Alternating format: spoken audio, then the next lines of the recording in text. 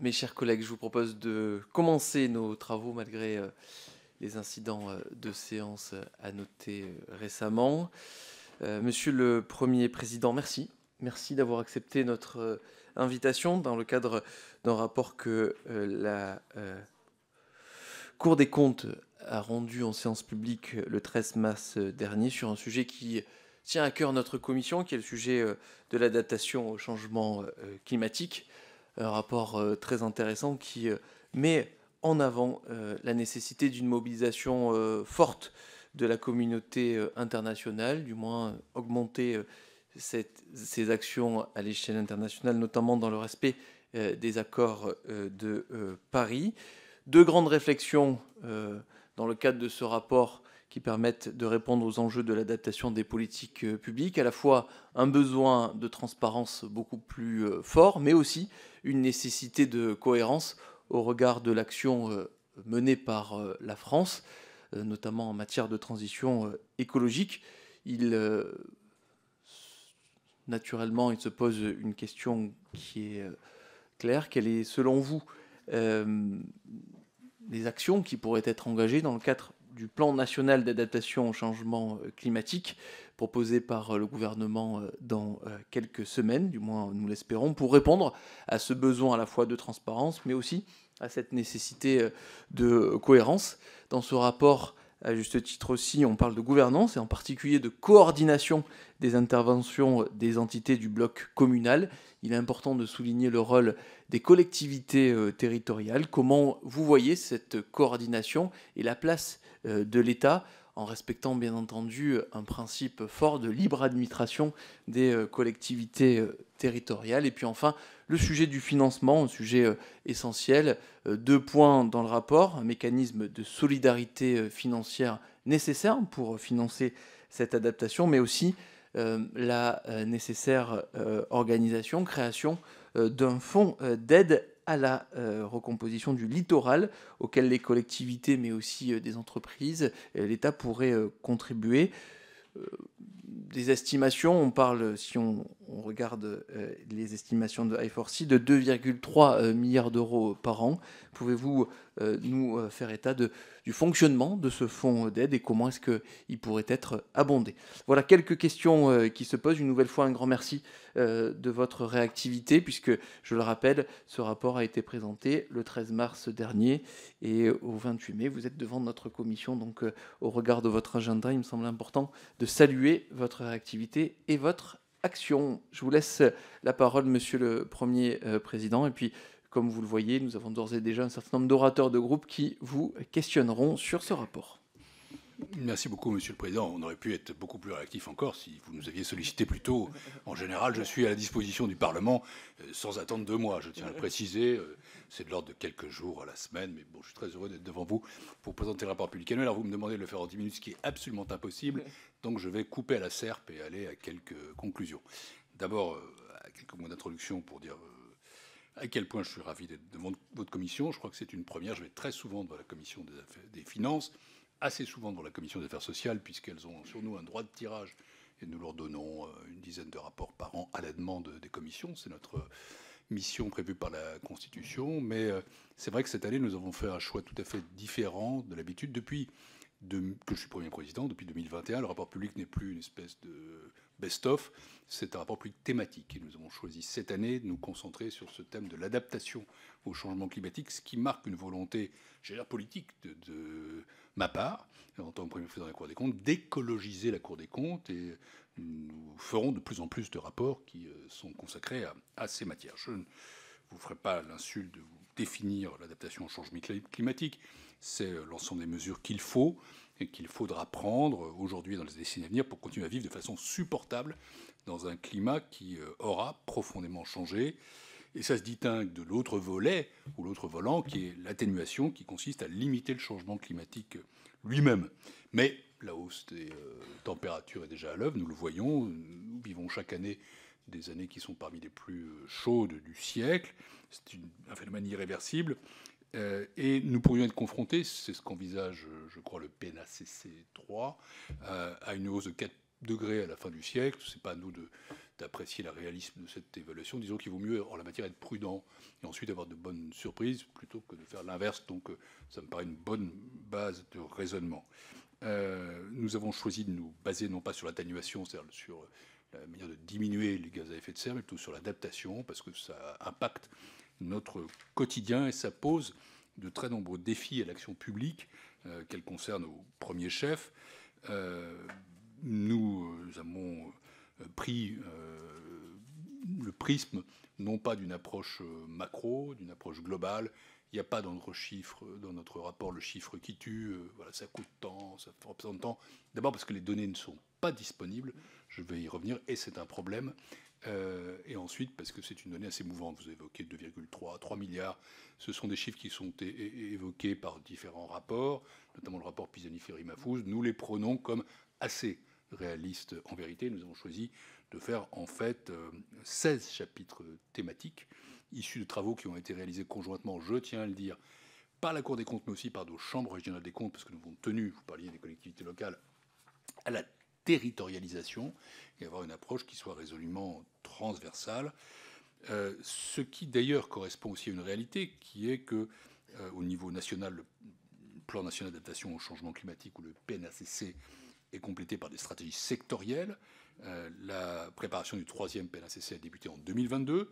Sa publication est annoncée pour, je crois, septembre 2024. Vous disiez que vous l'espériez, nous aussi, parce qu'il est temps, au fond.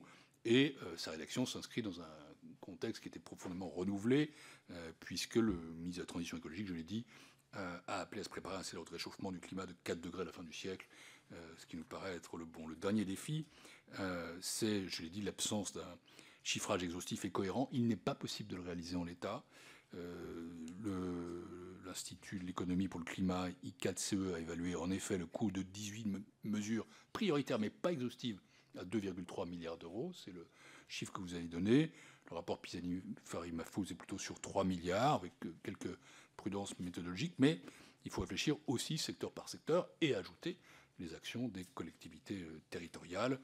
Et donc nous n'avons pas prétendu avoir cette approche-là, mais nous avons voulu faire un panorama objectif et transversal de l'adaptation au changement climatique en France, avec plusieurs angles d'attaque, 3 catégories en fait.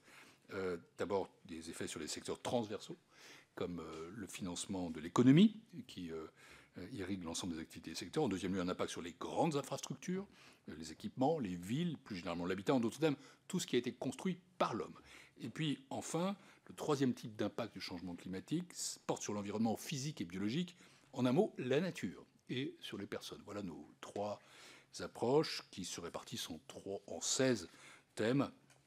Nous avons d'abord 3 thèmes de portée transversale, sur la place et le rôle de la recherche publique dans l'adaptation au changement climatique, sur les institutions financières et bancaires, sur l'Agence française de développement et l'adaptation des pays en développement. Une deuxième partie regroupe les enquêtes relatives aux effets du changement climatique sur le cadre de vie français et sur les grandes infrastructures. Ça concerne l'adaptation des logements, sujet évidemment tout à fait fondamental. Ça concerne l'adaptation des villes au changement climatique, la prise en compte de l'adaptation de la politique immobilière de l'État. Je veux dire d'ailleurs un mot là-dessus. Ensuite, je pourrais développer, bien sûr, en réponse à vos questions. Mais il apparaît que la stratégie immobilière de l'État n'a pas encore pris en compte l'adaptation. En fait, la priorité a été accordée à l'atténuation. Il y a sur 300 000 bâtiments, 100 000 sur lesquels aucun bilan, en réalité, n'a été fait. Nous avons un chapitre sur l'adaptation des centrales nucléaires et des ouvrages hydroélectriques, sur l'adaptation des réseaux de transport et de distribution d'électricité, et enfin sur l'adaptation des voies ferrées au changement climatique, enjeu majeur pour le quotidien des Français, quand on sait que les intempéries sont à l'origine de 20% des minutes perdues imputables au réseau, et qu'à l'horizon 2100, les événements météorologiques pourraient coûter 8 à 11 fois plus de retard. La troisième catégorie, je vous l'ai dit, c'est l'environnement naturel et l'impact, c'est la gestion de la forêt, c'est la prévention des catastrophes naturelles dans les territoires ultramarins. Un chapitre concerne le trait de côte, alors c'est la séparation entre la mer et la terre.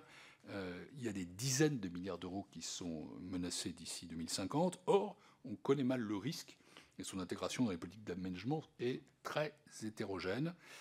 Nous avons un chapitre consacré à l'adaptation des cultures céréalières. Et enfin, un chapitre qui a fait un peu de bruit, je le sais, peut-être y a-t-il parmi vous des élus de montagne, qui concernait les stations de montagne face au changement climatique. Nous avons même publié un rapport particulier, tant ce rapport a été impactant. Alors je sais qu'il a provoqué des débats, des critiques, je les comprends. Et je pense qu'il faut réfléchir, et ça c'est une réflexion générale, à la fois à l'adaptation au changement climatique, mais aussi aux impacts économiques. Il ne faut pas les négliger. Néanmoins, il serait irréaliste de ne pas voir ce qu'il y a de sérieux dans ce rapport, à savoir qu'en 2050, bien sûr, l'économie même des stations de montagne risque d'être bouleversée tout simplement parce que nous voyons à l'œil nu, c'est-à-dire l'attrition de l'enneigement, et la fonte des glaciers. Enfin, je suis d'une génération plus ancienne que tous ceux qui sont ici. Il n'est pas la peine d'être météorologue pour voir de quoi il s'agit quand même et pour imaginer ces impacts. Le rapport en dit un peu plus que ces généralités. Une fois que j'ai dit ça, au fond, je veux vous insister dans la fin de mon intervention sur les leçons que nous tirons.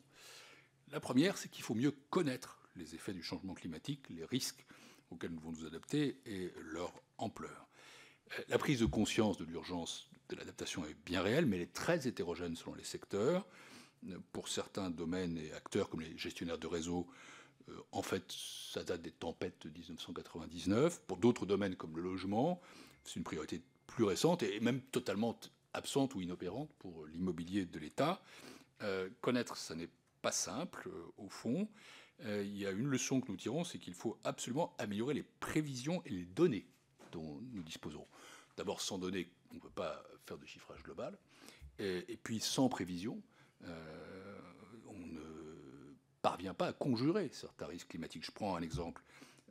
Il y a des progrès très importants qui sont à faire, notamment en Outre-mer, sur les prévisions météo. Il est quand même paradoxal que les prévisions météo soient plus fiables en métropole que dans les Outre-mer, où, on le sait, le risque de tempête, de cyclone, ouragan est beaucoup plus important qu'en métropole. Deuxième enseignement, il faut informer. Donc, le premier, c'est connaître. Le deuxième, c'est informer les citoyens, les décideurs publics sur l'adaptation et ses enjeux. D'abord sur l'articulation entre adaptation et atténuation. Faire en sorte que les citoyens et décideurs publics soient des acteurs de ces politiques publiques, et d'abord que ce soit de vraies politiques publiques. Le chapitre, par exemple, sur l'adaptation des soins aux personnes vulnérables montre combien la communication est déterminante pour prévenir les conséquences des périodes de forte chaleur. Depuis la canicule de 2003, ces épisodes se sont multipliés et ils sont toujours des causes de mortalité accrue. Et ça doit reposer sur la diffusion de messages adaptés sur l'ensemble des supports disponibles, télévision, radio, mais aussi maintenant réseaux sociaux, téléphones portables, car nous sommes sortis de l'ère de la télévision comme média unique. Informer, c'est ce qui permet d'emporter l'adhésion du citoyen, de le faire participer aux efforts d'adaptation. Je prends l'exemple de MaPrimeRénov', qui est un dispositif qui permet à la fois de financer l'amélioration du confort pour les résidents et de créer de l'emploi en favorisant le recrutement pour les entreprises du bâtiment. Je ne dis pas que le dispositif est parfait. La Cour des comptes a d'ailleurs fait un rapport là-dessus raisonnablement critique, mais il est solide, robuste, il peut être amélioré. C'est une voie quand même d'avenir. En somme, il faut faire d'importants efforts pour convaincre de la nécessité et des bienfaits de l'adaptation. Troisième enseignement, c'est planifier. Et j'en reviens au PNACC. D'abord, la Cour relève que les objectifs d'adaptation doivent être conciliés avec ceux de nombreuses autres politiques publiques. Articulation pas facile. Je reviens sur les territoires touristiques, comme les stations de montagne ou les littoraux. Il faut sans doute mener des politiques d'adaptation, mais il faut le combiner avec le souhait des élus et des populations de préserver le plus longtemps possible la pérennité du modèle économique. Mais en même temps, on ne peut pas non plus artificiellement le préserver. Il faut qu'il évolue, donc qu'il change. Et ça nécessite absolument une planification. Il faut que cette culture, la planification et la gestion du risque se diffuse. Et là, ça concerne en effet la coordination entre le niveau national, le PNACC, et les collectivités territoriales. Il y a des planifications, il n'y a pas une planification. Il faudra qu'ils s'articulent au mieux. Tout ça doit être coordonné à l'échelle appropriée. La Cour préconise notamment de mieux coordonner les politiques d'adaptation entre les entités du bloc communal. Cette recommandation vaut pour divers secteurs, la rénovation thermique, des bâtiments publics ou la végétalisation des espaces urbains. Enfin, dans certains secteurs relevant de sa compétence, on est obligé de constater que l'État lui-même ne joue pas correctement son rôle de stratège, qui consiste à fixer des objectifs clairs et à définir une trajectoire pour les atteindre. Par exemple, pour sortir d'une logique de réponse au cas par cas et de construire une stratégie d'adaptation, les gestionnaires d'infrastructures ferroviaires doivent pouvoir se référer à un niveau de résilience cible, partagé par toutes les parties prenantes, y compris les usagers. Or, la définition de ce niveau acceptable d'indisponibilité du réseau relève de la responsabilité de l'État, qui ne joue pas là tout son rôle. Il en est même pour les objectifs d'adaptation assignés aux gestionnaires des réseaux d'électricité, qui devraient figurer de façon explicite dans les contrats de service public passés par l'État avec RTE et Enedis. J'en viens au quatrième grand message de notre rapport. Comment, et ça c'est notre mission directe à la Cour des comptes, comment assurer la qualité de la dépense publique dans les politiques d'adaptation et comment financer les politiques publiques d'adaptation et leur mise en œuvre. Ce que montrent d'abord les 16 enquêtes que nous vous livrons, c'est l'ampleur du défi qui nous attend. Tous les secteurs, tous les territoires doivent s'adapter aux effets du changement climatique. Nous avons essayé d'analyser les moyens de mettre en œuvre des politiques d'adaptation efficientes, c'est-à-dire à la fois efficaces et financièrement soutenables. Avant tout, il faut éviter la maladaptation. C'est la logique de court terme, c'est des réponses dans l'urgence, c'est des décisions qui donnent la priorité à des mesures qui, à long terme, vont à l'encontre de l'objectif d'adaptation. Ça revient à dépenser de l'argent public de manière peu efficace. Ne croyez pas que je m'acharne sur le cas de la montagne, qui m'intéresse particulièrement, mais quand même, déployer systématiquement des outils de production de neige, parfois même à température positive, dans certaines stations de montagne à basse altitude, c'est un constat et montre une politique absurde. Il en va de même du rechargement des plages en sable pour faire reculer le trait de côte. Ça ne fait que reculer l'échéance. Ou enfin, je pense au recours à la climatisation excessif, qui est beaucoup trop énergivore. Ensuite, la Cour souligne que le rôle de la recherche est absolument essentiel pour trouver des solutions adaptées, alors que les acteurs publics sont parfois démunis pour choisir les solutions les plus efficaces. Enfin, ce que montre le rapport, c'est que l'évaluation des coûts de l'adaptation est lacunaire, voire inexistante.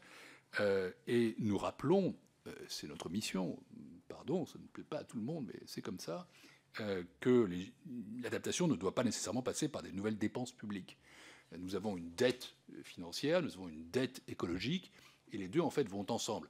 Nous savons tous qu'il faudra investir des dizaines, voire des centaines de milliards dans la transition écologique. Si nous sommes trop endettés, c'est-à-dire si notre dette publique, la charge de la dette annuelle est trop élevée, nous nous privons de toute marge de manœuvre pour ce faire.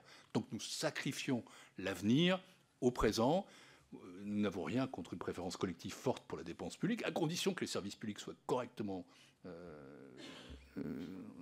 alimentés, qu'ils fonctionnent bien, qu'il y ait une qualité de la dépense et qu'on garde des marges de manœuvre pour les investissements.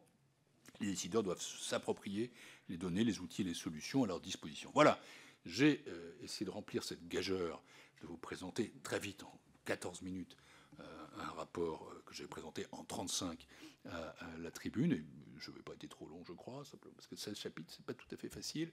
Du coup, j'aurais frustré tout le monde, ceux qui auraient souhaité que je m'attarde plus sur telle ou telle question, comme ceux qui auraient souhaité que j'aille encore plus vite, ce qui était matériellement impossible. Je vous redis en tout cas que pour nous, la transition écologique, c'est un véritable paradigme, un changement de paradigme.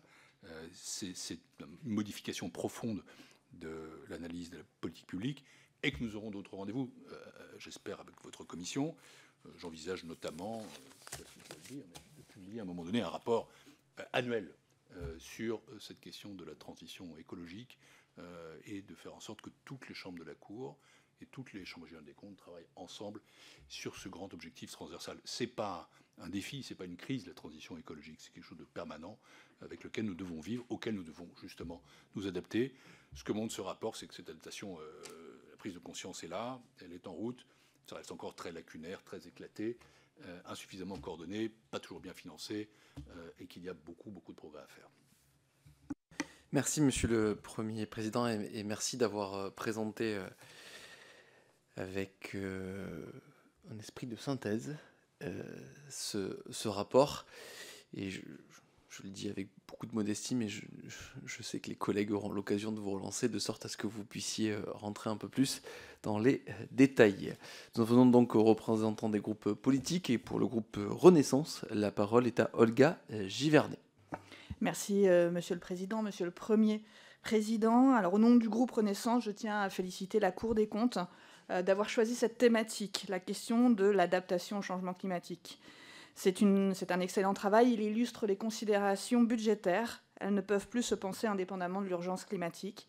L'adaptation au changement climatique est au cœur des préoccupations de nos concitoyens et aussi de l'action du gouvernement. Alors que la France a connu un record de température jamais atteint en 2023, vous l'avez dit, avec une augmentation d'1,48 degré en moyenne. Alors, le 3e plan national d'adaptation au changement climatique pour se préparer à un réchauffement à plus de 4 degrés est ainsi prévu pour l'été 2024. La France a plus de 4 degrés. Nous espérons tous que ce n'est pas une fatalité, mais il faut bien s'y préparer. Ce serait une folie de ne pas y penser, et c'est bien toute la société qui va devoir s'adapter. De l'individu à l'infrastructure, de nos gestes du quotidien à notre activité d'humain dans son environnement. Monsieur le Président, votre rapport met en avant 4 grands défis pour déployer une politique d'adaptation efficace que le groupe Renaissance partage. Premièrement, l'horizon des événements. Il est toujours très difficile de se projeter à des événements qui risquent d'advenir plutôt que ceux qui sont devant nos yeux. Et pourtant, nous avons des signaux de ces événements devant nos yeux. D'où le rôle absolument important et crucial de la planification qui est lancée par le gouvernement et qui nous oblige à nous projeter à 50, voire 70 ans dans le futur. Vous parliez des prévisions. Comment est-ce que vous pensez mener ces travaux pour les prévisions? Deuxièmement, la clarté de la gouvernance, la multiplicité des plans peut nuire à la lisibilité de l'action publique, notamment dans nos communes. Le groupe Renaissance tient à ce sens à saluer le travail du SGPE et le lancement des COP régionales. Nous avons ce travail avec les préfectures pour fédérer les efforts dans les territoires. Monsieur le Président, vous évoquez dans votre dernier défi la partie adhésion des citoyens. Le plan de sobriété a démontré son efficacité. Comment est-ce que nous pourrions aller plus loin? Je vous remercie. Merci. Il va de soi que si les collègues veulent parler 2 minutes 10, il n'y aura pas de difficulté pour laisser un peu plus de temps. Pour le groupe Rassemblement National, la parole est à Emmanuel Bléry. Merci Monsieur le Président, Monsieur le Premier Président. Évidemment, j'ai eu le rapport annuel 2024 de la Cour des comptes avec beaucoup d'attention, notamment le paragraphe concernant l'adaptation des villes au changement climatique. Le rapport de la Cour des comptes, les rapports de la Cour des comptes sont extrêmement riches en contenu, en analyse. Je voulais le souligner aujourd'hui. Je dirais que le gouvernement et les services de l'État devraient y consacrer plus de temps et d'énergie pour corriger les erreurs identifiées. Voici quelques points.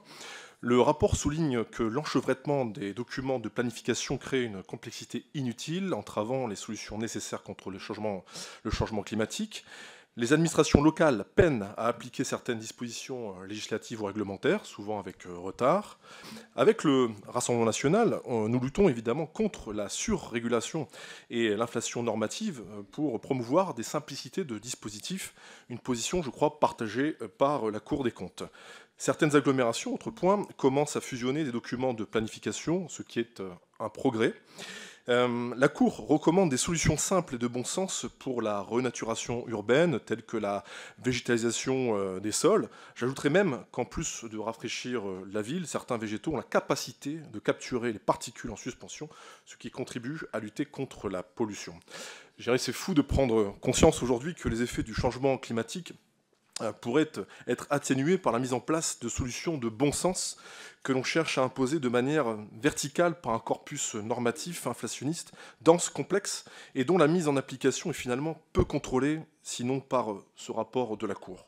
En conclusion, je retiens qu'il serait plus efficace pour le climat de passer du temps à planter des arbres plutôt qu'à rédiger des documents d'orientation qui expliquent pourquoi il faut planter justement des arbres, ce que plus personne ne conteste aujourd'hui. Je vous remercie. Merci. Pour le groupe La France Insoumise NUPES, la parole est à Clémence Guettet. Merci. Monsieur le Premier Président, merci pour votre intervention et pour la qualité du rapport, les constats critiques et indispensables qui sont faits dans ce rapport. Aujourd'hui, on est face à une contradiction. Le camp macroniste promet 1000 milliards en Europe pour le miroir aux alouettes de la croissance verte, et en même temps, ils exigent en France 20 milliards d'austérité sans vote. Dans cette grande cure, la politique écologique est la plus touchée, et la victime principale, c'est détaillé dans votre rapport, c'est MaPrimeRénov'. Ça dit l'urgence, au contraire, de l'élargir, de l'amplifier, et c'est le cas, en général, de tous les travaux sur l'adaptation. Et là, le gouvernement préfère mettre un coup de rabot, alors que s'il y a un trou quelque part, ce sont bien les recettes, puisque chaque année, la Macronie prive les finances publiques de plus de 70 milliards d'euros. Ces décisions sont incompréhensibles et votre rapport nous le confirme, notre pays est très loin d'être préparé aux effets du changement climatique. Ce n'est pas un problème pour plus tard, les conséquences sont d'ores et déjà tragiques pour des centaines de milliers de Français. On l'a vu dans le Pas-de-Calais où rien n'était prêt, où les mécanismes d'alerte n'ont pas fonctionné, où les secours étaient insuffisants en nombre et en moyens, et où aujourd'hui encore les 450 000 personnes qui ont été touchées par la tragédie des inondations ne sont pas correctement relogées, indemnisées, beaucoup ont même été radiés complètement de leur assurance. C'est tout simplement sidérant quand on sait que 44 millions de nos concitoyens sont exposés aux risques d'inondation et aux mouvements de terrain. L'inaction, par ailleurs, est aussi terriblement coûteuse. Je vous ai parlé des inondations, les dégâts matériels sont estimés à plus d'un demi-milliard d'euros, les interventions du SDIS ont coûté 4 millions d'euros et un tiers des individus qui sont touchés développent à l'issue des troubles psychologiques qu'il faudra aussi prendre en charge. Donc une question pour la sécurité sociale. Autre exemple d'inaction, la pollution de l'air à elle seule qui nous coûte 100 milliards d'euros par an. Donc nous allons droit dans le mur quand des jeunes, par exemple, ça a été le cas devant Total, l'AG de Total vendredi, se mobilisent face à l'inaction. Ce gouvernement répond par la répression et par l'austérité qui sacrifie notre avenir à toutes et tous. Il est donc temps de changer de cap et pour cela, et c'est mon interrogation, je pense qu'il faut vraiment cesser rapidement avec l'austérité mal placée. Merci. Pour le groupe Les Républicains, la parole est à Antoine Vermorel-Marquez. Merci, messieurs les présidents, chers collègues, monsieur le Premier Président. Votre rapport public annuel vient de tacler la vision lacunaire, voire inexistante de l'État en matière d'adaptation au changement climatique. Je cite, faute de données suffisantes et même d'objectifs clairs. Vos constats sur la méconnaissance de l'administration, sur son parc immobilier ou l'état des réseaux sont ainsi affolants. Le rapport Pisani-Ferry a proposé une hausse des dépenses pour financer la transition écologique. Quelle est la lecture de la Cour des comptes sur la question ? Y a-t-il un intérêt budgétaire à anticiper ces dépenses qui pourraient se révéler bien plus lourdes sans une forte anticipation de la part des pouvoirs publics ? Ces 10 dernières années, la dette de la France est alourdie de près de 1 000 milliards d'euros. Pouvez-vous nous indiquer les conséquences sur nos taux d'intérêt ainsi que sur notre capacité de contracter de nouveaux emprunts ? Est-il envisageable de mobiliser le levier monétaire en lieu et place de coupes budgétaires qui menacent la croissance et le pouvoir d'achat ? La vérité, c'est que la France ne pourra pas financer son adaptation au changement climatique tant qu'elle n'aura pas adopté une stratégie claire en matière de réduction des dépenses, ni recréer des richesses. Cela supposerait de revenir sur de funestes réformes, parmi lesquelles les 35 heures, la création de nouveaux impôts et l'accumulation de normes. Votre rapport prône ensuite une reprise en main par Paris de l'action climatique locale aux dépens des communes. Renforcer le portage national de ces politiques peut se concevoir, mais seulement si l'État est irréprochable sur ses financements. Or, le gouvernement peut-il affirmer avoir créé un effet de levier suffisant en 2024, avec à peine 7 milliards en plus et même plus que 4 avec les coupes budgétaires ? La Cour des comptes envisage-t-elle de mener une véritable analyse de l'efficacité économique et écologique des dotations d'investissement de l'État, dont le fonds vert, sur lequel pèsent des soupçons d'effet d'aubaine ? Une véritable hausse de la DGF en euros constants n'est-elle pas inévitable afin d'ancrer les anticipations d'épargne des élus et donc leurs investissements futurs ? Enfin, vos conclusions tendent enfin à ignorer des réalités de nos territoires, comme sur les procès en maladaptation que vous faites à l'élevage, alors même qu'un rapport de l'INRAE montre que le stockage par les prairies permanentes permet de compenser l'émission de méthane sur ces mêmes prairies. N'est-il donc pas temps de mettre fin à l'élevage bashing et de reconnaître et soutenir nos agriculteurs, et notamment ceux qui adoptent des méthodes de production vertueuses pour l'environnement ? Chers collègues, monsieur le Premier Président, il serait sans doute temps d'entendre que ces enjeux ne doivent pas seulement être abordés sous un angle technique ou économique, mais aussi démocratique d'un point de vue local. Je vous remercie. Merci. Pour le groupe démocrate, Modem et indépendant, la parole est à Delphine Lingemann. Merci, Monsieur le Président. Monsieur le Premier Président, je souhaite attirer votre attention sur 2 défis majeurs dans le contexte de l'adaptation au changement climatique, la rénovation énergétique des logements et la décarbonation des mobilités. Dans le Puy-de-Dôme, comme dans la plupart des départements, l'efficacité énergétique de notre parc immobilier est loin d'être optimale malgré la nécessité de renforcer la résilience de nos infrastructures face aux effets du changement climatique. Dans ce contexte, La rénovation énergétique de ces logements, notamment des passoires thermiques, apparaît comme une mesure essentielle. En améliorant l'efficacité énergétique de ces habitations, nous réduisons non seulement nos émissions de gaz à effet de serre, mais nous renforçons également notre capacité à faire face aux variations climatiques et à réduire notre dépendance aux énergies fossiles.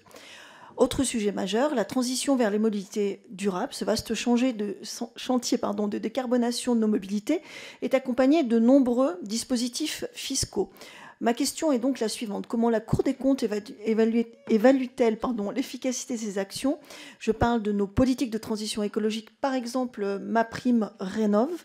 Touche-t-elle sa cible tant en matière d'économie d'énergie que d'efficience de la dépense? J'élargirai la question à toutes les mesures fiscales en faveur de la mobilité durable. Je parle du soutien à l'achat de voitures électriques ou encore des actions de rétrofit. Je vous remercie. Merci. Pour le groupe Horizon et Apparentés, la parole est à Henri Alfandari. Merci Monsieur le Président. Monsieur le Premier Président, je partirai directement sur l'angle budgétaire. On a beaucoup de politiques d'aménagement du territoire. Les collectivités territoriales font beaucoup. Or, on a énormément de coûts d'études. Dans ces coûts d'études, généralement, on ne prend pas le nombre de jours hommes ou femmes qui font ce travail. Est-ce qu'un process de simplification permettrait de redégager des marges de manœuvre? Par ailleurs, le nombre de guichets et les taux d'intervention de nos DR, DETI, Fonds Vert, FEDER et autres font que souvent on finance insuffisamment certains projets vertueux ou trop qui ne le sont pas. Et par ailleurs, on a toujours laissé une typologie de projets finançables très très large. Et parfois, on peut se demander s'il est raisonnable de continuer certains équipements plutôt que d'en rénover ou d'en créer d'autres. Nos financements aussi créent des effets inflationnistes sur la commande publique. On met beaucoup d'argent en même temps, on donne un signal où tout le monde s'engage en même temps. Ça crée un effet tunnel. Par ailleurs, souvent, les acheteurs publics sont identifiés comme de bons clients. On paye plus cher. Donc, cette espèce de tout en même temps baisse l'efficacité de nos politiques publiques. Enfin, la transition climatique et la planification sont vues à travers beaucoup d'ingénierie, beaucoup d'emplois. Et j'ai envie de vous demander, est-ce que vous êtes capable d'évaluer combien de pourcentage d'investissement direct il restera dans la transition?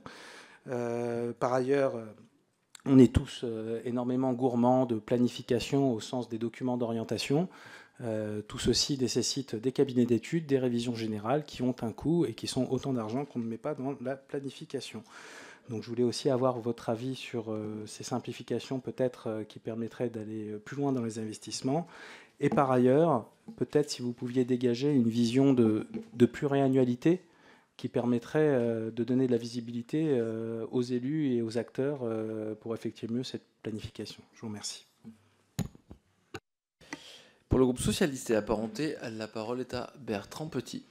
Merci Monsieur le Président. Monsieur le Premier Président, le dérèglement climatique est déjà là et dans le scénario désormais le plus probable, les températures devraient augmenter de 3,8 degrés en France d'ici la fin du siècle, plus que la moyenne planétaire. Il y a donc urgence à mettre en œuvre des objectifs d'adaptation au changement climatique et la Cour des comptes identifie une série de limites à l'action publique en la matière. Planification, pilotage et coordination des acteurs ou encore rôle stratège que l'État devrait jouer. Dans les prochains mois, nous adopterons le 3e plan national d'adaptation au changement climatique qui est justement un instrument de planification. La Cour des comptes estime qu'il devra être sensiblement différent des précédents plans, avec une enveloppe budgétaire augmentée, 3 milliards d'euros supplémentaires, dont 1 milliard pour les budgets publics, selon les estimations du rapport Pisani-Mahfouz.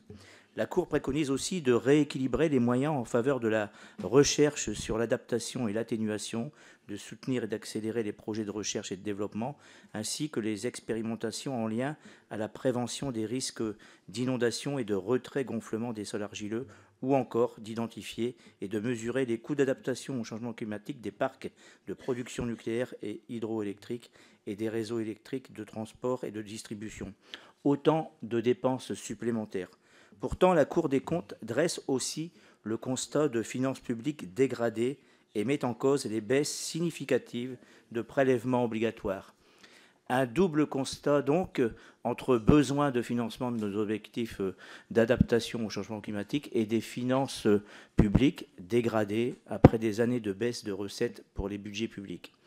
C'est pourquoi, Monsieur le Premier Président, le groupe socialiste se demande si la politique fiscale actuellement conduite par le gouvernement est encore aujourd'hui compatible avec nos objectifs d'adaptation au changement climatique? Et est-ce que ce double constat auquel je viens de faire référence ne commande-t-il pas une inflexion de cette politique fiscale? Merci par avance pour vos éclairages. Merci. Pour le groupe Liberté, Indépendants, Outre-mer et Territoires, la parole est à Jean-Louis Bricout. Merci, Monsieur le Président. Merci aussi, Monsieur le Premier Président, pour les travaux réalisés. Dans votre rapport, vous le rappelez, dans votre propos liminaire, en fin de compte, que 2022-2023 ont été les années les plus chaudes depuis 1850, plus 1,4 degré de plus que les températures moyennes enregistrées entre 91 et 2020. À eux seuls, effectivement, ces chiffres montrent l'intérêt à tous de se mobiliser face aux conséquences de ce réchauffement climatique, y compris, bien sûr, les pouvoirs publics. Alors, nul doute qu'après cette prise de conscience vient le temps des interrogations sur la méthode et les moyens alloués pour que soient anticipées, en fin de compte, les conséquences de ces changements climatiques et savoir surtout connaître les incidences sur la vie au quotidien. Des questions s'imposent. Qui doit faire l'effort? Comment l'effort doit-il se répartir entre pouvoirs publics, entreprises, ménages, associations, chercheurs, etc. Ces questions me paraissent complètement légitimes. Donc à un moment, la situation des finances publiques reste préoccupante. La question de l'efficacité à moindre coût est également première.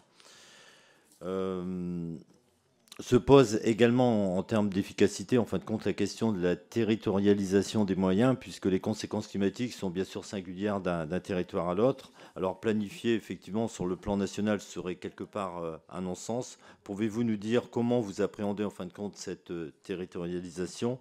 Et j'aimerais aussi que vous puissiez détailler, voire évaluer les mécanismes qui sont plutôt spécifiques pour assurer une coordination efficace entre les différents niveaux de collectivité et les acteurs locaux dans la mise en œuvre de cette planification territorialisée, afin de déterminer comment les mécanismes pourraient garantir que les actions entreprises soient à la fois cohérentes et adaptées aux particularités de chaque territoire, comme dans mon département l'Aisne. Et puis pour terminer, dans le secteur du logement, l'accompagnement des pouvoirs publics dans un parcours de rénovation, par exemple, interroge pour une certaine instabilité des moyens. On l'a vu, c'était rappelé avec MaPrimeRénov'. Quelquefois aussi un problème d'inefficacité sur l'accompagnement, par exemple, et j'en passe. Bref, quelle incidence de cette instabilité qui ne doit pas aller, en fin de compte, de pair avec la planification? Quel problème ça peut vous poser? Merci. Pour le groupe écologiste NUPES, la parole est à Lisa Bellouco. Merci, Monsieur le Président. Monsieur le Premier Président, après des décennies d'attentisme, le changement climatique est bien là. En France, la température moyenne atteint 1,4 degré de plus que celle enregistrée entre 1991 et 2020. Les canicules, sécheresses et inondations se multiplient. À présent, il faut non seulement lutter contre le changement climatique, mais aussi s'y adapter. Cette adaptation de nos logements, de nos infrastructures, de notre agriculture coûte déjà et va coûter encore des milliards d'euros d'argent public par an, ce qui devrait d'ailleurs inciter tous ceux qui s'émeuvent du niveau de la dette publique à lutter activement contre le changement climatique. Mais vous l'avez un peu évoqué pendant votre propos liminaire. Je salue le travail de la Cour des comptes pour son rapport sur le sujet. Monsieur le Premier Président, ce rapport révèle que, et vous l'avez dit, l'évaluation des coûts de l'adaptation est lacunaire, voire inexistante, faute de données suffisantes, mais également parfois d'objectifs clairs. Selon vous, qu'est-ce qui explique ce retard au Parlement et au sein du gouvernement? Quels outils développer en leur sein pour réaliser cette évaluation, sachant qu'elle ne peut réellement être faite au moment du projet de loi de finances, largement bridé par l'utilisation de l'article 49.3. De ce fait, la Cour des comptes ne propose pas de chiffrage des besoins de financement ou des financements déjà réalisés. En 2022, I4CE avait estimé qu'au moins 2,3 milliards d'euros de financement supplémentaires par an étaient nécessaires pour s'adapter aux conséquences du changement climatique. Quel est votre regard sur cet ordre de grandeur ? Dans votre rapport, vous indiquez également que l'État, je cite, ne joue pas correctement son rôle, qui consiste notamment à fixer des objectifs et à définir une trajectoire pour les atteindre. Les semaines passées, nous avons étudié le projet de loi d'orientation agricole qui ne comportait pratiquement aucun objectif ni aucune trajectoire. Rien sur la réduction des pesticides et engrais de synthèse, rien sur la réduction de la consommation en eau, rien sur l'augmentation du revenu des agriculteurs, rien sur la réduction des traités de libre-échange. Les objectifs de développement de l'agriculture biologique ont même failli être supprimés. Considérez-vous que ce type de projet de loi est à la hauteur du rôle de stratège que doit jouer l'État? Je vous remercie. Merci Madame Bellouco. Tous les orateurs de groupe ont pu s'exprimer. Monsieur le Premier Président, je vous laisse le soin de répondre en sachant que par la suite vous avez des questions d'1 minute et nous avons déjà 5-6 questions à poser. Bien, la Cour n'a absolument pas de prétention à avoir réponse à tout. Ce rapport, je l'ai dit, n'est pas exhaustif.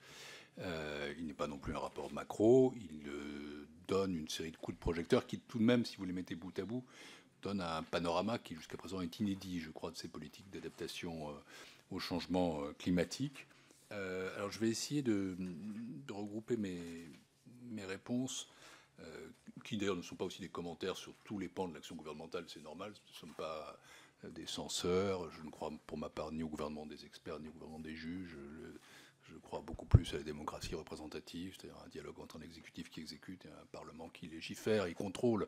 Et nous avons notre mission. Notre mission, c'est d'informer le citoyen par nos analyses, et elle est déjà assez lourde et riche comme ça. Alors, le premier volet, c'est sur la prévision et la connaissance. Et plusieurs questions ont été posées là-dessus. Bon, la Cour des comptes, assez naturellement, c'est plutôt une institution qui regarde dans le rétroviseur parce qu'elle contrôle, elle évalue, donc elle juge de politique accomplie. C'est pas le commissariat au plan ou la direction de la prévision ou l'INSEE. En revanche, nous avons quand même une volonté d'éclairer le choix de politique publique, les choix de politique publique. Nous n'avons pas de mission de prévision, mais nous devons et nous pouvons vérifier que les pouvoirs publics se dotent des instruments de prévision efficaces. C'est la raison pour laquelle nous sommes en train de réfléchir, je le redis, au projet d'un rapport annuel de la Cour sur la transition écologique pour permettre cette veille. Vous m'interrogez par exemple sur I4CE. J'ai dit que c'était une mesure qui était disponible de 2,3 milliards d'euros, qui va de pair assez avec les conclusions du rapport financier. Ça ne nous a pas paru implausible, mais nous n'avons pas non plus les moyens de dire si c'est réaliste ou si c'est un minimum, en tout cas. Donc nous voulons le faire. Alors nous sommes en train aussi de réfléchir au moment opportun pour nous positionner devant vous, le Parlement, parce que c'est un rapport pour votre information. Il me semble que le mieux, mais je suis accompagné du rapporteur général ici, serait peut-être de faire un rapport au mois de septembre, avant ou en amont du projet de loi de finances, parce qu'en réalité, les données financières et écologiques sont étroitement liées. Et donc, j'espère pouvoir présenter devant vous, en septembre 2025, le premier rapport public de la Cour sur la transition écologique, et qui a vocation, dans mon esprit, à devenir annuel. Alors, ce n'est pas un rapport obligatoire comme d'autres, ce n'est pas le rapport sur la situation des perspectives des finances publiques ou le rapport public annuel, mais ça s'inscrirait dans la série de nos rapports récurrents. Et nous allons nous organiser de façon à pouvoir le faire. Le deuxième sujet, je cite un peu dans l'ordre chronologique en tout cas de vos interventions, c'est la question de la simplification, à laquelle évidemment nous sommes tout à fait favorables.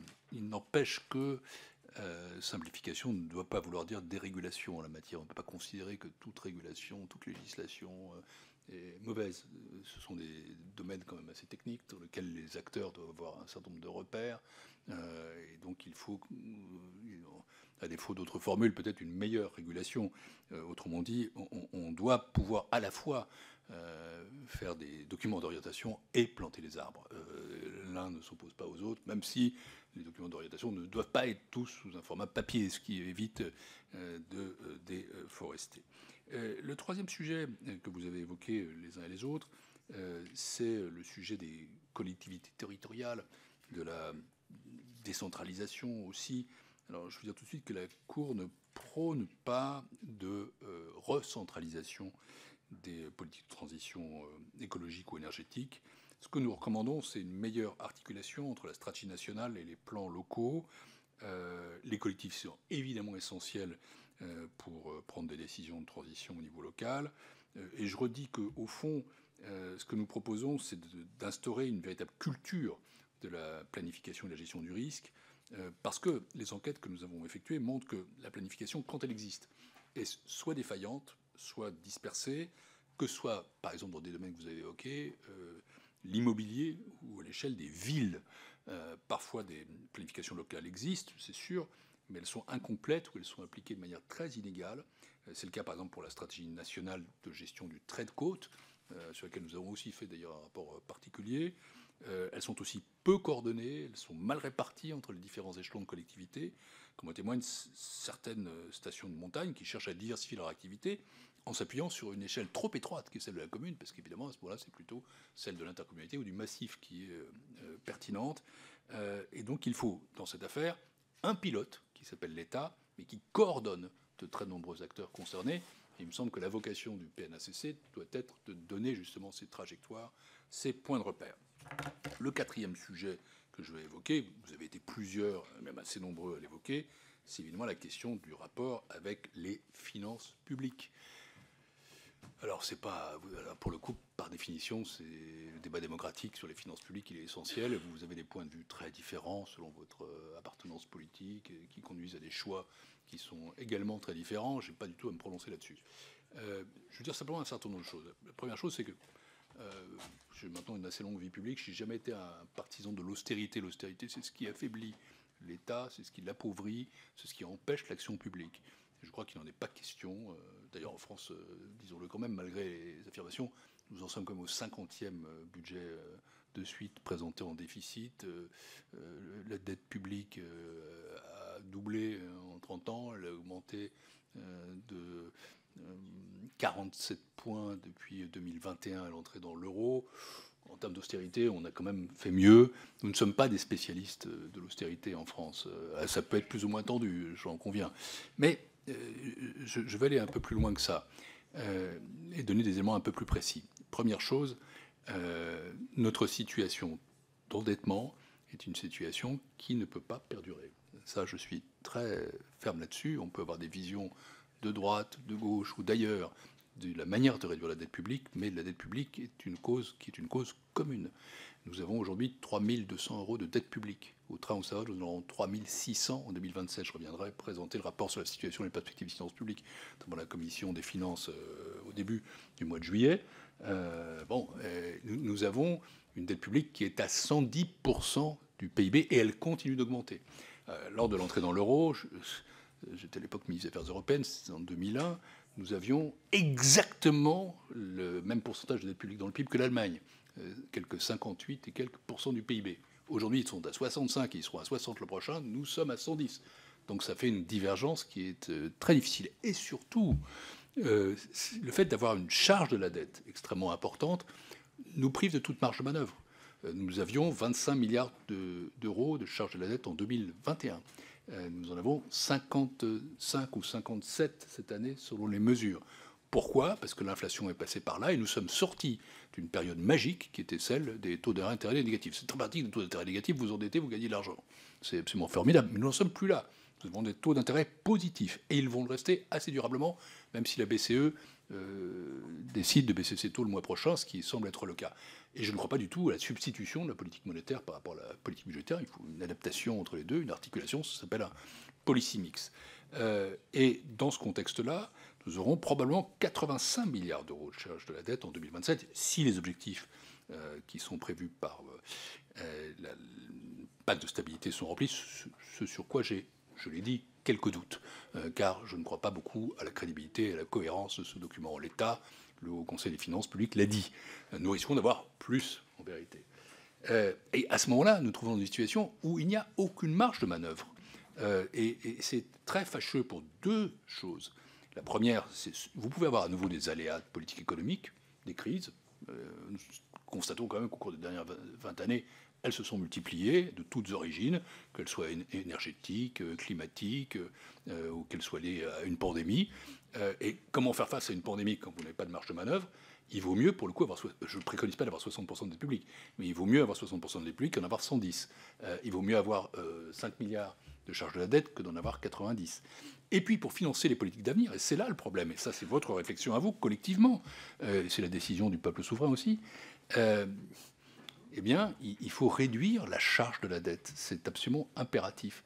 On ne peut pas, oui, je ne sais pas faire, peut-être certains d'entre vous ont-ils une idée là-dessus, mais moi je n'ai pas de baguette magique, comment financer des centaines de milliards d'euros d'investissement pour la transition écologique, et je suis le premier à dire qu'ils sont nécessaires, comment financer des dizaines de milliards d'euros pour la transition numérique. Comment nous assurer d'avoir une défense nationale qui est à la hauteur dans un contexte géopolitique qui est devenu extrêmement dangereux si nous avons une charge de dette qui nous paralyse, j'allais dire, le premier de l'an? C'est juste impossible. Alors après, vous avez des remèdes différents, je ne vais pas les commenter. Certains préconisent d'avoir plus de fiscalité, d'autres d'agir sur la croissance, des troisièmes d'agir sur les dépenses. Mais en vérité, les trois leviers sont disponibles, on le sait. Mais il y a que trois leviers. Les finances publiques, c'est extrêmement facile comme discipline.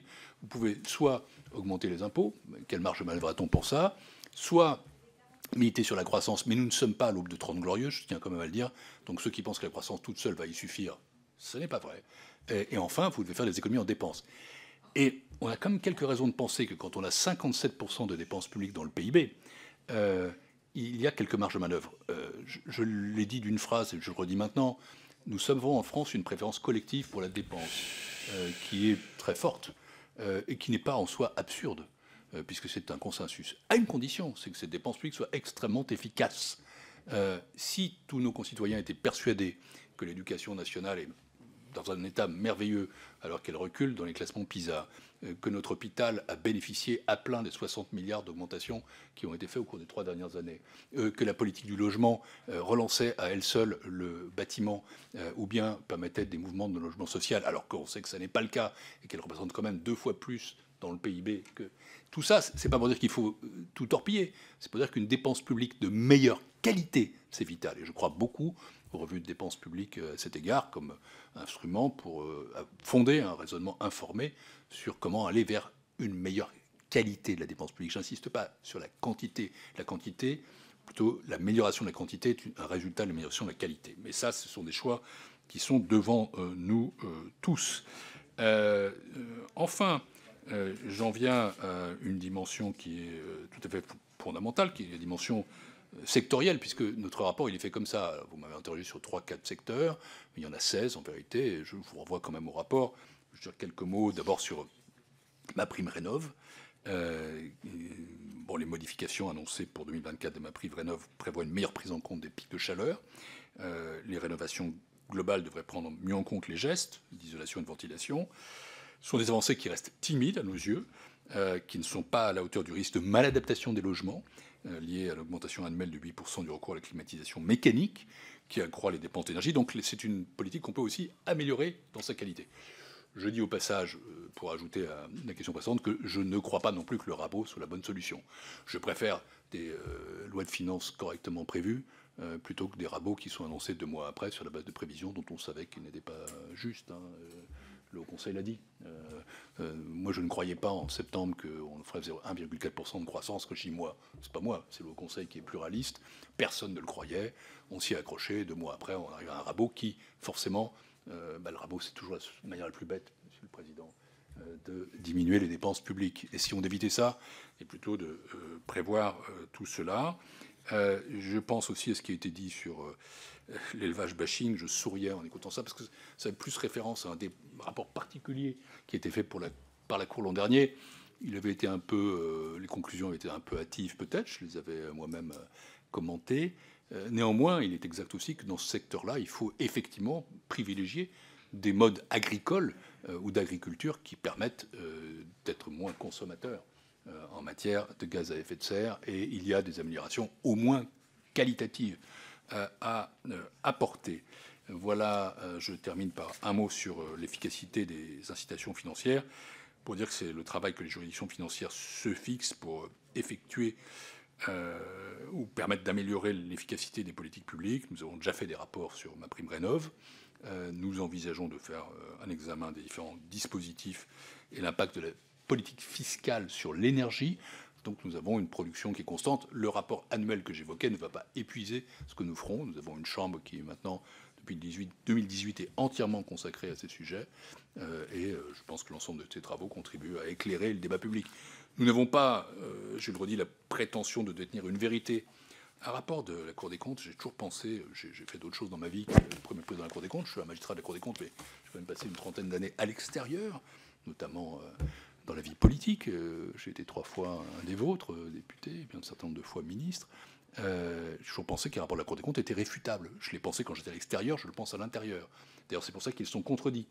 Ce n'est pas la vérité, mais ça a un grand mérite que je vous demande de considérer, d'ailleurs vous le faites dans votre diversité, c'est que c'est un élément d'analyse, d'information objectif, chiffré et collégial. Ce n'est pas la vision d'un seul, ce n'est pas une lecture idéologique, c'est simplement quelque chose qui contribue à votre information, à partir duquel vous pouvez prendre des décisions qui sont mieux informées. Et dans la période que nous vivons, je n'ai pas besoin de vous dire à quel point nous sommes touchés tous par la désinformation, c'est juste utile. Notre volonté, notre ambition, c'est d'être utile. C'est déjà pas si mal.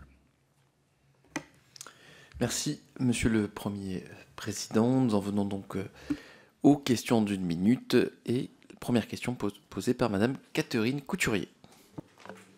Merci, Monsieur le Président. Monsieur le Premier Président de la Cour des comptes, pour la première fois, la Cour des comptes lie forêt, filière bois et changement climatique dans son rapport annuel. Bien que je salue la démarche, j'ai quelques interrogations. Vous pointez les inadéquations de gestion forestière à l'origine des conséquences tant sur l'environnement en raison de l'affaiblissement du rôle de la forêt en matière de séquestration du carbone et de menaces pour la biodiversité. Il apparaît qu'aucune de vos remarques n'aborde concrètement la question des pratiques. Pourtant, de nombreuses pratiques, à l'image des coupes rases, amènent une perte manifeste de biodiversité et de stockage carbone et que le directeur de l'OFB vous alerte sur l'intérêt de la régénération naturelle à partir des essences déjà présentes.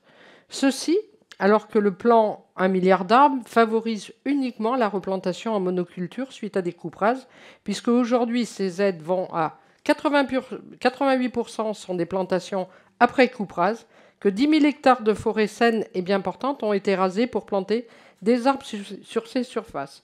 Mais surtout, que 6 500 hectares de coupe rase ont été réalisés en zone Natura 2000 pour y planter du Douglas. Que pensez-vous justement de ces coupes rases et de la replantation en monoculture de résineux en particulier? Merci. La parole est à Gabriel Amar.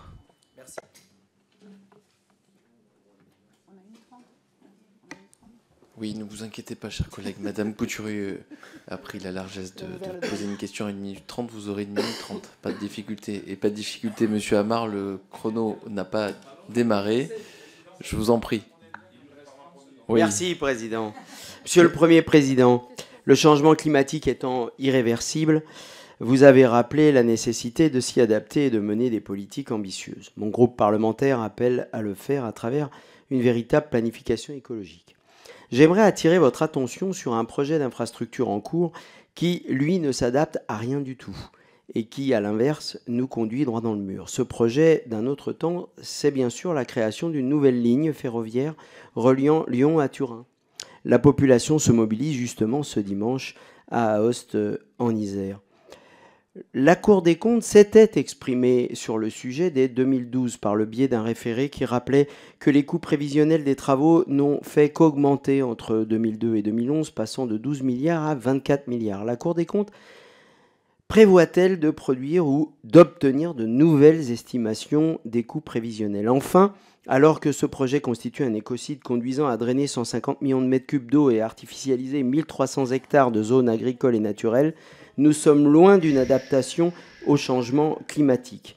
Vous recommandiez en 2012 à l'époque, je cite, de ne pas fermer trop rapidement l'alternative consistant à améliorer la ligne existante. Je vous remercie. Merci. La parole est à Anne-Cécile Violent. Merci, Monsieur le Président. Monsieur le Premier Président de la Cour des comptes, merci tout d'abord d'honorer notre commission de votre présence. Je souhaiterais plus particulièrement vous interroger sur la taxe sur les transactions financières, un des leviers de financement de notre planification. Permettez-moi d'associer Action Santé Mondiale, avec qui je travaille notamment sur la question de la santé-environnement. En 2016, la Cour des comptes déplorait l'insuffisance des contrôles administratifs. Le contrôle des déclarations et du recouvrement de la taxe sur les transactions financières est insuffisant. D'une part, l'administration ne connaît pas l'ensemble des transactions assujetties à la taxe. D'autre part, le contrôle se heurte à de nombreuses difficultés juridiques et techniques.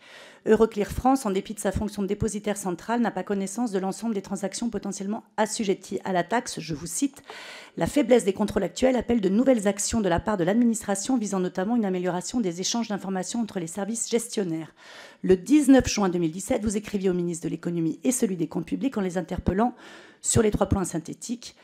Je pense que vous vous souvenez, je vais en arrêter là. Simplement, quelle a été la suite justement de votre interpellation des ministres en 2017 ? Je n'ai pas connaissance à ce jour de la suite. Je vous remercie. Merci, chers collègues. La parole est à Didier Padet. Ouais. Monsieur le Président, Monsieur le Premier Président, je tiens tout d'abord à saluer la qualité de votre travail sur l'action publique en faveur de l'adaptation au changement climatique.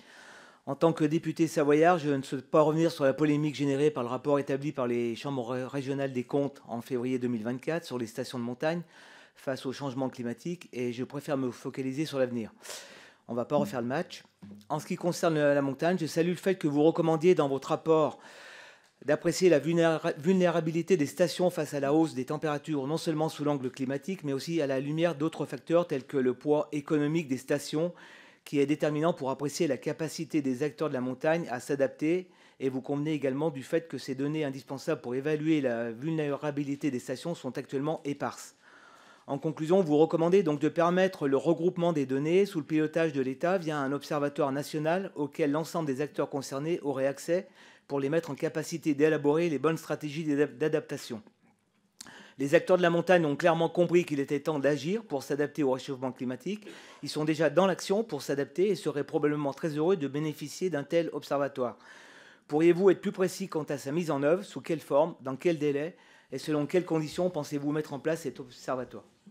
Merci. La parole est à Véronique Rioton. Merci, Monsieur le Président. Monsieur le Premier Président, évidemment que je salue le travail de la Cour des comptes sur le travail de l'adaptation au changement climatique. Le sujet des financements, c'est évidemment un sujet important pour la transition écologique. Je déplore pour autant le manque de référence sur la dimension de l'économie circulaire, qui est une économie qui nous permet de concevoir une efficacité dans l'économie circulaire. Je pense évidemment dans un prisme de lecture sur le bâtiment, par exemple, en liant le bâtiment et la ressource. Il y a beaucoup d'éléments qui font référence à la ressource dans vos documents, mais par exemple, repenser le réemploi sur la question des matériaux ou sur la mobilité, quand on pense économie circulaire, batterie, réfléchir aussi à la ressource. Voilà, donc pourquoi est-ce que l'économie circulaire demeure un angle mort finalement de l'adaptation alors qu'on peut complètement lier nos systèmes de production avec la tension qui est générée sur les ressources. Voilà, donc j'appelle évidemment le travail de la Cour des comptes à s'intéresser à ces sujets-là. Merci, la parole est à Sophie Panonacle. Merci, Monsieur le Président. Monsieur le Premier Président, si vous le permettez, je voudrais vous apporter une information en tant que présidente du Comité national du trait de côte, puisque nous arrivons à un moment où nous allons présenter dans quelques semaines les recommandations du CNTC au ministre Béchu. Le financement des politiques d'adaptation des territoires, notamment littoraux, est un défi majeur et je vous rejoins absolument sur ce point. Vous parlez de solidarité financière, nous parlons de solidarité financière nationale avec la création d'un fonds d'aide à la recomposition des territoires littoraux abondés de différentes manières. Je vous en donne quelques exemples, notamment par une taxe additionnelle aux droits de mutation, par le déplafonnement de la taxe GEMAPI ou de la TSE et éventuellement par une taxe sur les plateformes d'hébergement. Pourquoi faire? Eh bien, pour soutenir nos collectivités territoriales, notamment celles porteuses d'un PPA, d'un plan partenarial d'aménagement, pour financer l'entretien d'ouvrages de protection, pour financer des actions de renaturation de nos communes, pour financer la préemption de biens par les acteurs locaux. Donc ce sont des dépenses supplémentaires, mais qui nous semblent des dépenses utiles. En tout cas, nous ne saurons pas faire sans ces taxes en plus. Vous citiez tout à l'heure des dizaines de milliards d'euros par rapport aux territoires littoraux. Permettez-moi juste, je pense qu'il y a une erreur quant aux chiffres. Ce sont effectivement des dizaines de milliards, 84 milliards précisément, qui vont impacter, qui concernent 450 000 logements, mais en 2100, pas en 2050. Voilà, donc simplement avoir votre réaction par rapport aux propositions que nous pourrons faire dans quelques semaines à Christophe Béchu. Merci. Merci. La parole est à Damien Adam. Merci Monsieur le Président. Merci Monsieur le Premier Président de la Cour des comptes pour votre présence avec nous cet après-midi en commission. En février dernier, vous avez rendu un rapport sur l'Agence nationale de cohésion des territoires, 4 ans après la création de cette agence de l'État. Depuis plusieurs mois maintenant, je porte pour ma part le sujet d'une fusion de deux autres agences de l'État, l'ADEME et le CEREMA, qui sont deux institutions de l'État compétentes sur la transition écologique, notamment en lien avec les collectivités territoriales. Ces deux agences interviennent sur les thématiques d'atténuation et d'adaptation au dérèglement climatique qui fait l'objet de votre audition dans notre commission aujourd'hui. C'est pourquoi je me permets de vous poser la question. J'aimerais savoir si la Cour des comptes a déjà réfléchi à cette fusion ou prévoit de réaliser un rapport sur cette possibilité et d'étudier les conditions de succès d'une telle fusion pour renforcer l'efficacité des politiques publiques climatiques de l'État en lien avec les collectivités territoriales, tout en permettant de faire des économies sur les nombreuses fonctions support qui existent entre les deux entités aujourd'hui. Je vous remercie. Merci. La parole est à Jean-Pierre Tête. Messieurs les présidents, chers collègues, Monsieur le Premier Président Moscovici, avec ses préconisations sur l'agriculture, la Cour des comptes prône un recul des cultures céréalières qui représentent un tiers de notre surface agricole utile et une réduction drastique de la consommation de viande, alors que seul un tiers de la production animale et des prairies pourrait être reconverti en agriculture végétale. Faut-il faire de la PAC à l'origine faite pour soutenir le revenu de nos exploitants, un outil de conversion de l'agriculture aux thèses que vous défendez? De même, la réforme du système assurantiel est-elle là, selon vous, pour inciter les agriculteurs à s'adapter à l'aléa climatique avant d'être un outil d'indemnisation? Enfin, la Cour des comptes souligne la pression du grand gibier sur le renouvellement forestier, appelant à une intervention de l'OFB pour organiser des battues administratives. N'est-ce pas un peu cruel pour nos chasseurs, ainsi écartés de leur rôle, après qu'ils aient été fustigés pendant des années pour leur contribution à cette régulation? Je vous remercie. Merci. La parole est à Vincent Decker. Merci, Monsieur le Premier Président.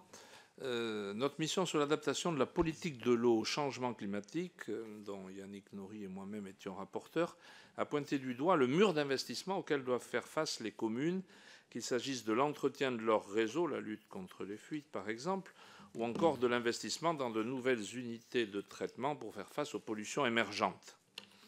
Alors on a estimé entre 6 et 10 milliards d'euros l'effort d'investissement qu'il faudrait faire pour satisfaire à cet entretien et relever ce défi. Les collectivités, au premier rang des communes, peuvent avoir accès à des aquaprés, mais quel que soit le produit, elles devront impérativement avoir recours à l'emprunt et n'y parviendront pas sans l'engagement de l'État. Alors la Cour n'a de cesse, à juste titre, et vous l'avez rappelé à l'instant, d'alerter sur le poids de la dette publique. D'autres voix qualifient cette dette consacrée à la transition écologique de bonne dette. Comment concilier la mise en œuvre de ces indispensables travaux et le recours à l'emprunt qui conviendrait d'être modéré, mais qui semble un passage obligé. Si je peux compléter, puisqu'il y a un certain nombre de propositions qui émanent de cette Assemblée, qui visent à notamment enlever de la dette classique les investissements en lien avec la transition écologique. Peut-être avoir votre avis sur ce sujet. Je vois que ça fait réagir M. Decker. Oui, j'ai dû utiliser le terme de bonne dette à dessein pour non pas provoquer M. le Président, mais ouvrir le débat. Le débat est donc ouvert. Et enfin, la parole est à Daniel Brulebois. Merci, Monsieur le Président. Monsieur le Premier Président de la Cour des comptes, pour susciter les investissements pour se décarboner et pour innover en faveur du développement durable, deux démarches s'opposent. D'un côté, l'Europe, qui a fait le choix de la tarification du carbone, de l'autre, les États-Unis ou la Chine, qui ont choisi de largement subventionner les investissements et de soutenir leurs coûts associés au processus de décarbonation, et en particulier de l'énergie. Le mécanisme d'ajustement carbone aux frontières inquiète fortement nos entreprises françaises et ils craignent que soit difficile de mettre en place la lutte contre la concurrence des entreprises étrangères. Selon vous, comment faire pour s'assurer que cette concurrence soit équitable et pour encourager encore les investissements nécessaires dans notre industrie? Et comment donc s'assurer que dans 10 ans, nous aurons encore en France une industrie lourde? Merci, chers collègues. Monsieur le Premier Président, 10 questions. 10 questions qui montrent l'intérêt de notre commission pour vos travaux. Donc je vous laisse le soin d'y répondre. Merci, Monsieur le Premier Président. Merci. Je vais essayer de répondre assez rapidement parce que en vérité, bon, la Cour des comptes, c'est pas non plus question pour un champion. Je suis venu vous présenter un rapport. On n'a sûrement pas réponse à tout. Certains d'entre vous ont été cherchés assez loin dans le passé, le rapport de 2012 sur le Lyon-Turin ou des rapports de 2016-2017. À l'époque, j'étais, pour ma part, soit ministre des Finances, mais j'en dirai un petit mot, soit commissaire européen et pas premier président de la Cour des comptes, mais j'assume totalement les rapports de la Cour. Et d'autres sont allés chercher assez loin dans le futur et nous ont donné en fait plein d'idées. Non, nous n'avons pas fait de rapport, Madame la députée, sur l'économie circulaire, mais pourquoi pas? Et non, nous n'avons pas fait de rapport sur la fusion CEREMA-ADEME, mais pourquoi pas? Donc il y a encore des choses que nous pouvons faire. Mesurer quand même ce qu'est la Cour des comptes, c'est une entreprise, si je veux dire, à taille humaine. Nous avons quelques 800 magistrats, autant dans les chambres régionales des comptes. Nous produisons quand même, non, moins de magistrats d'ailleurs, 800 au total. Nous produisons quand même 180 rapports par an, 1100 dans les chambres régionales des comptes. C'est une bonne productivité, mais faire beaucoup plus, on ne peut pas être exhaustif, hein, pas un système. Mais néanmoins, je vais essayer de répondre à quelques-unes des questions, ces remarques étant faites. Et quand je vous dis que vous nous donnez des idées, ce n'est pas un bas mot, c'est une réalité. D'abord, il y en a un rapport que nous allons faire, et je réponds là à Madame Couturier, c'est le rapport sur l'ONF et la transition écologique. C'est un rapport d'initiative citoyenne, puisque j'ai lancé une plateforme citoyenne qui nous propose des rapports, et nous allons réaliser celui-ci, qui devra être produit dans le courant de cette année, donc naturellement nous rendrons compte à qui le souhaite. Sur le Lyon-Turin, là pour le coup je connais bien le rapport de la Cour, parce qu'il se trouve que de l'autre côté, à l'époque j'étais ministre des Finances, donc j'étais de l'autre côté, c'est moi qui l'ai reçu. Il faut mieux réaliser le Lyon-Turin. Il y a aussi quelques raisons de le réaliser, mais je ne peux pas en dire beaucoup plus. C'est comme un engagement très très lointain à l'égard d'un partenaire qui est très important pour nous, l'Italie, qui concerne une région française au moins, la région Auvergne-Rhône-Alpes, et des millions de personnes quand même. À l'époque, peut-être certains faisaient-ils les mêmes préconisations sur le tunnel sous la Manche, qui s'avère quand même relativement utile. Donc je pense qu'il ne faut pas jeter ce bébé-là avec l'eau du bain, mais là, je suis sorti de mon rôle. Je rappelais simplement que j'avais reçu ce rapport, et je crois à peu près savoir comment on y avait répondu, c'est-à-dire en continuant, en essayant d'améliorer les choses. Sur la taxe sur les transactions financières, j'ai été interrogé sur ce point. Je connais aussi, là pour le coup, comme commissaire européen, et ministre des Finances, puisque à l'époque, en 2013 d'abord, comme ministre des Finances, puis ensuite comme commissaire européen à la fiscalité, j'avais lancé avec mon homologue, le regretté Wolfgang Schäuble, allemand, un projet de TTF à l'échelle européenne, dans le cadre de ce qu'on appelait une coopération renforcée. Malheureusement, nous n'avons pas pu aboutir, et donc on vit avec une, si j'ose dire, petite TTF française. Mais je suis persuadé pour ma part que quand même la bonne échelle d'action, c'est ce que vous suggérez aussi, c'est au moins l'échelle européenne. Et comment relancer ça dans le contexte actuel, c'est une tâche assez compliquée. Mais néanmoins nécessaire. Après, il faut aussi faire en sorte, en effet, que les recettes soient maximisées compte tenu des dispositifs qui existent. Mais ça, ce n'est pas non plus quelque chose que nous avons expertisé. Je rappelle que d'ailleurs que la Cour des comptes fait en fait peu de travaux fiscaux, parce que nous avons le Conseil des prélèvements obligatoires, mais la Cour des comptes est plutôt, elle, sur le compte-rendu de la dépense publique à l'égard du citoyen. Sur les stations de montagne, je ne vais pas revenir là-dessus. Je sais que notre rapport a été diversement apprécié. J'ai reçu des réponses par dizaines. Alors ça va des moniteurs de ski aux élus locaux, les associations nationales, des bassins, etc. Je pense qu'en tout cas, ce rapport aura eu un grand mérite que vous ne contesterez pas. C'est qu'en effet, les élus ont déjà conscience de ça. Et ça a accéléré la prise de conscience. Alors, ce n'est pas à nous de faire l'observatoire qui est évoqué. Moi, je souhaite qu'il soit mis en place de manière rapide. Mais c'est au pouvoir public de le faire. Mais dans notre rapport, là je parle du rapport particulier, comme vous le savez, il y a non pas un observatoire, mais une série d'indicateurs qui ont permis de classer. Alors c'est pas non plus absolument irréfutable, ça se discute, les stations de ski. En tout cas, nous sommes très heureux d'avoir contribué à cette prise de conscience. Et d'ailleurs, ça veut dire plusieurs choses. Ça veut dire que, je réponds en partie à ce que disait Mme Brulbois, pour moi, il n'y a pas d'opposition, mais on doit combiner le traitement de la dette écologique et de la dette financière. On peut très bien articuler transition écologique et transition économique. Et naturellement, si j'étais un élu d'une station de montagne, je dirais, bon, encore une seconde, monsieur le Bourreau, non, c'est pas ça qu'il faut faire. Il faut être conscient qu'il y a un horizon temporel, et pendant cet horizon temporel, adapter son modèle. Sinon, à la fin, on perd des deux côtés. Et c'est ça la grande difficulté. Et puis, on peut aussi adapter écologie et industrie. Je n'y vois pas non plus de contradiction. C'est vital pour un pays comme la France de conserver une industrie, pas spécialement lourde, de toute nature, mais c'est une priorité que se fixera la Cour sur les politiques mises en place que de réindustrialiser notre pays, qu'il s'agisse du domaine de la santé, qu'il s'agisse des industries alimentaires, de l'énergie ou de la défense. Donc ça, c'est quelque chose qui est tout à fait un facteur commun. Madame Rioton, vous m'avez interrogé sur, je n'arrive même plus à me relire, les communes circulaires, je vous ai répondu, sur le trait de côte. Dans notre rapport, nous préconisons en effet un fonds comparable au vôtre, avec forcément des recettes. Alors nous positionnons plutôt au niveau local, comme vous le savez, mais il peut tout à fait y avoir un débat. Je veux simplement souligner une chose, c'est que nous sommes dans une phase de revue de dépenses, et le Premier ministre m'a demandé de produire 3 revues de dépenses à la Cour des comptes. Une sur l'assurance maladie, une sur les dispositifs de sortie de crise, et la 3e sur les collectivités territoriales. Et moi, je suis très frappé, parce que c'est moi qui préside la formation interjuridiction, là, pour le coup, je m'y colle moi-même, par le fait que chacun est tenté de dire, oui, ok, on va faire des économies, mais on va les... Nous, ça va, hein, c'est les autres qui doivent les faire. Donc, les collectivités territoriales disent c'est l'État dit c'est la Sécu dit... Voilà. Il faudra quand même qu'à un moment donné, si on décide de faire des économies, tout le monde s'y met. Alors après, comment positionner ? Pour moi, ce qui compte, c'est l'efficacité de la dépense publique, sa qualité. Donc je lirai avec beaucoup d'intérêt le rapport que vous produirez. J'ai répondu, je crois, sur ANCT et ADEME. Sur les cultures céréalières, monsieur le député, non, je pense que là, il y a peut-être un malentendu. Il y a eu le rapport sur les bovins. Je l'ai dit moi-même sur France Inter, lors-même m'avait surpris. Les rapports, c'est la Cour des comptes qui les produit. Je suis son premier président, je suis son porte-parole.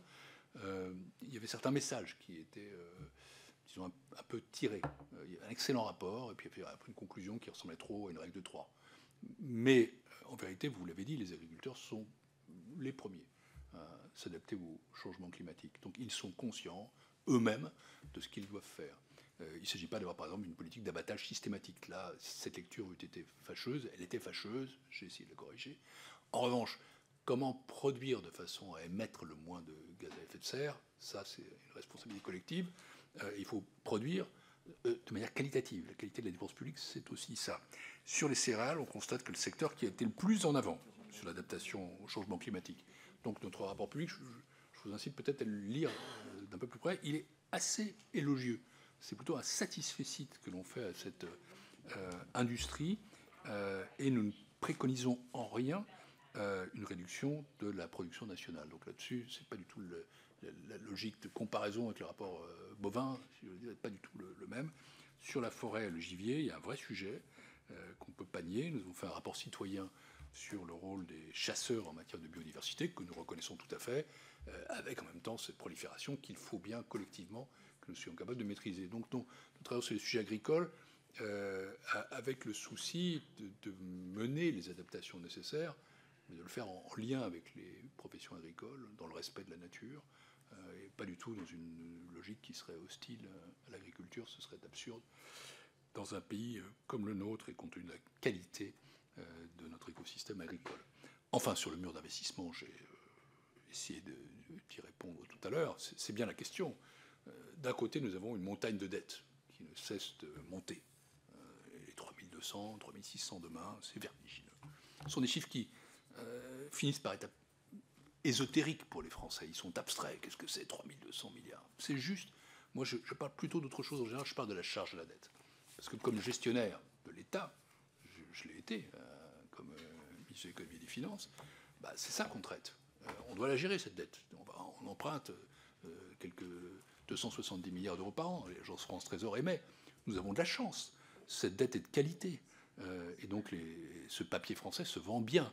Ce qui explique que les agences de notation ne nous dégradent pas.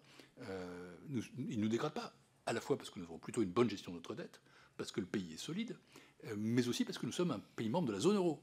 Mais je vous le dis, à un moment donné, on se heurte, je ne sais pas quand, à une question qui est celle de la confiance. Et attention, il vaut mieux anticiper, parce que le jour où ça vous tombe dessus, ça fait mal. Et c'est la raison pour laquelle on ne peut pas continuer à laisser cette montagne croître.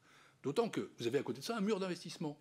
Vous parlez de la politique de l'eau, mais c'est aussi la politique industrielle, c'est la politique de défense, c'est la transition écologique, ça c'est massif, c'est la transition numérique. Tout ça, ce sont des dépenses. C'est le premier président de la Cour des comptes qui vous le dit, il va falloir dépenser beaucoup plus. Simplement, comment ferons-nous pour dépenser si nous avons cette montagne de dettes? On a tendance à empiler les deux, alors qu'en réalité, il faut un mécanisme de vase communicant. Il faut faire baisser la montagne de dettes pour faire construire le mur d'investissement. Ça, c'est le défi qui nous attend collectivement. Ça fait des années, nous dira-t-on, que nous tirons la sonnette d'alarme. On n'est pas toujours entendu. Je crois qu'on commence à l'être quand même. Et faisons-y attention. Là, je parle, pardon, pour une fois, je vais reprendre une parole un peu politique. Nos concitoyens sont maintenant très conscients de ce qui se passe. Depuis assez peu. Mais l'opinion publique a pris conscience de ce danger-là. Et encore une fois, on doit le traiter dans la diversité des convictions qui sont ici. Il y a plusieurs façons de réduire la dette.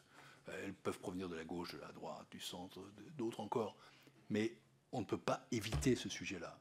Je ne vois pas de gouvernement, quel qu'il soit, qui puisse mener une politique qui tienne la route avec un tel endettement. Ça, c'est quelque chose qui ne fonctionne pas. Je vais fêter la semaine prochaine 40 ans de vie publique. Il y a 40 ans, je suis entré dans la haute fonction publique à la Cour des comptes. Ça m'effraie. Je n'ai pas appris grand-chose. Mais quand même, une chose dans le domaine qui est le mien aujourd'hui, la Cour des comptes, c'est que sans bonne finance publique, on ne peut pas faire de bonne politique publique. On peut raconter ce qu'on veut, mais là, on vend de la fausse monnaie. Et donc, fatalement, quelles que soient les options qui seront choisies par les Français demain, quelles que soient celles que vous proposerez, ayez quand même ça en tête.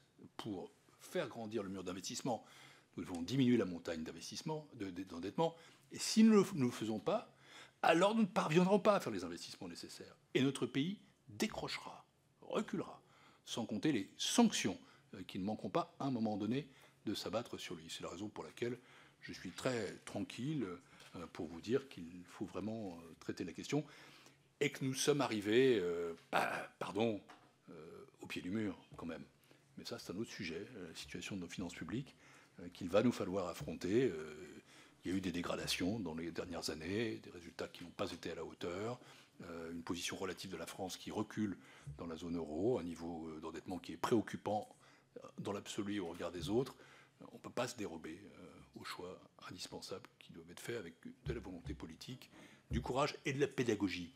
Parce que je pense que nos concitoyens là-dessus ne sont pas fous. Si on leur explique pourquoi il faut agir et comment, alors à ce moment-là, on peut entraîner.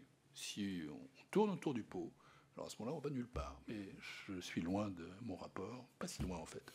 Et donc je me tais en vous disant, Monsieur le Président, Mesdames et Messieurs les députés, que j'ai très heureux de cette premier échange avec vous et que je serai très content de revenir devant vous présenter d'autres rapports si vous m'y invitez, comme je le fais dans d'autres commissions de l'Assemblée, commission des finances et des affaires sociales en particulier, mais aussi dans une salle voisine. J'ai par exemple présenté plusieurs rapports sur les Jeux Olympiques à la commission de l'éducation et de la culture. C'est toujours pour moi presque une jouvence, puisque je me souviens toujours que j'ai quand même été élu 3 fois député ici, même si je n'ai pas siégé pendant 3 mandatures, puisque 2 d'entre elles, j'ai été au gouvernement, mais néanmoins, j'ai le plus grand respect pour le Parlement. Et je rappelle que la mission de la Cour des comptes est d'informer le Parlement. Un de mes prédécesseurs, Philippe Séguin, disait que nous sommes à équidistance entre le gouvernement et le Parlement. Je prends autant au sérieux cette mission d'information du Parlement que je prends celle d'information du gouvernement. Et donc, vous me parliez de diligence. Je peux aller plus vite et je peux venir plus souvent. C'est pas loin, même si en ce moment c'est un peu compliqué de franchir la Seine. Ça s'arrangera après les Jeux Olympiques. Alors, merci, Monsieur le Premier Président. Merci pour cette intervention qui, vous l'avez compris, a suscité un intérêt certain. Simplement, chers collègues, une petite annonce pour demain, surtout Madame Rioton, c'est important, puisqu'on va parler d'économie circulaire, puisqu'on se retrouve dans cette même salle pour l'audition de Thierry Guimbaud, président de l'ART, l'autorité de régulation des transports, sur les scénarios de long terme pour le réseau ferroviaire. Ce sera peut-être l'occasion de lui parler d'adaptation, au regard de ce qui a été précisé dans le rapport. Et puis, nous entendrons nos collègues Stéphane Delotrette et Véronique Rioton sur la présentation du rapport de la mission d'évaluation de l'impact de la loi AGEC du 10 février 2020 relative à la lutte contre le gaspillage et à l'économie circulaire. Merci chers collègues, à demain matin.